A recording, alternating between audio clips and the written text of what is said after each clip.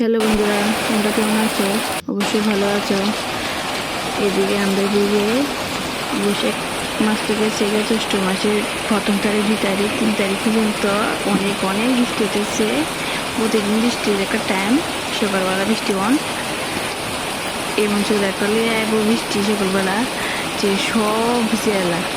এদিকে বন্যায় গদ্দবার খাড়াইয়া হচ্ছে চীনের থেকে জল পড়তেছে, তাই জলে লইতেছে। আজ কি আনন্দ পাইতেছে তাই জানে, আমি জানি না।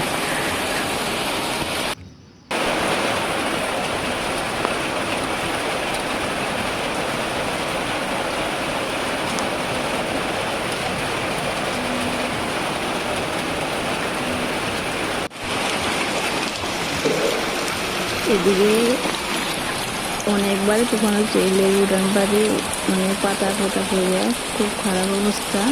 রোদ আবার পয়সা গরম লাগে, কারণ ভিজা উঠান বাড়ি থাকলে করতে কষ্ট এখানে।